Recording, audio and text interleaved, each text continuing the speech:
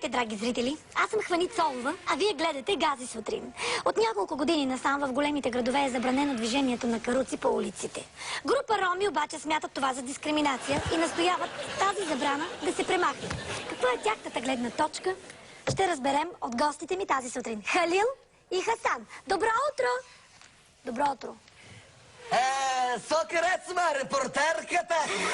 Добро утро, макако! Да, добро утро. Първо искам да ви попитам какво искате вие.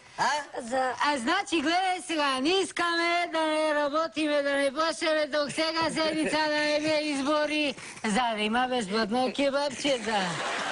И Софи Маринова искаме най-после да пеем Евровизия. Чакай сега, му чакай сега, тя сега за други неща тук пита за... Сега друго искаме, сега ние искаме да можем така да си караме коруците по улицата спокойно, защото сме 21 век сме и навсякъде трябва да има демонстрация. Имате предвид демокрацията, това е. Това казах аз му, кома поправя сега, стига с тази дискриминация. Отивам на магазина, дискриминират, ма. Най-малко. Минимум. Отивам да плащам ток, пак ма дискриминират, ама. Минимум. Абе, ти пак кога си плащал ток, ми кажи? Мълчи сега ти пак малко, сега дават ни на телевизора да не се излагаме. Значи вие искате да няма дискриминация. Не мислите ли случайно, че каруците пречат на нормалното движение, нали? Не мислите ли, че каруците пречат на нормалното движение?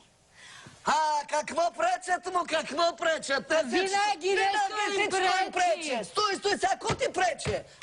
Какво ти пречи на курица? Конкретно да ти отпара един въпрос, колко място така конкретно взема една коруца? Според теб конкретно. Не знам, защото аз никога не съм се возила на каруца и не знам колко място би заела. Ела след предаването ще полозя на моето коруца. Значи, коруца има. Кабрио, кожен салон, знаеш колко дигам с нея. Колко? Колко дигаш? Оня ден 90 килограма желязо дигнах. Коруцата е много по-добър от колата. Не цапа въздуха, първо. Коруцата няма да ти пуши. Конкретно? Няма да ти вдига шум. Значи, екологическа работа.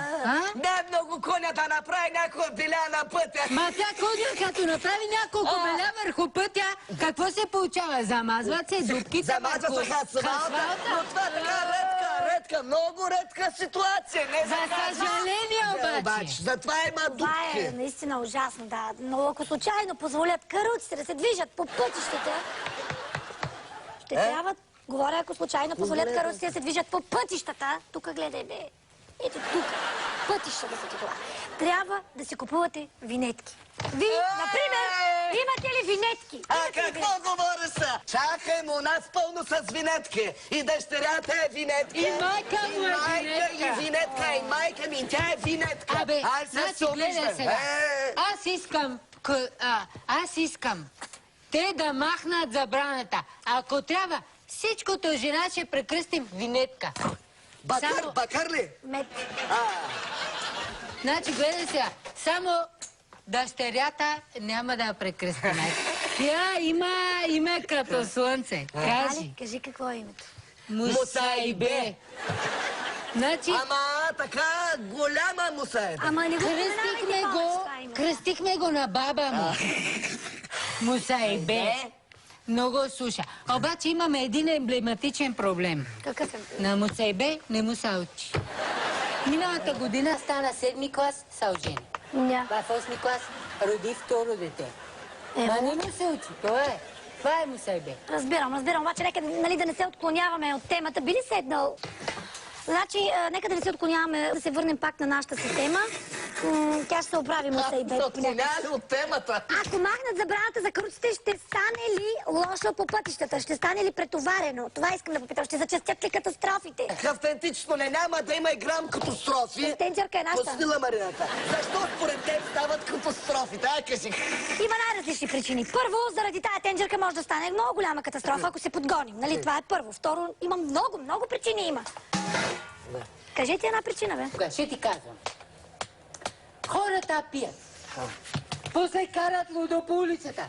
Като се напиеме, ние не се караме. Не се биеме. Ние се биеме. И то се биеме помежду си. Бем се така конкретно. Не се кара курица. Това е много хубаво, защото значи, че не са ви хващали на пътя пияни. Един път се опитваха така специално мен да ме обвинят, че съм карал така в пиянческо положение.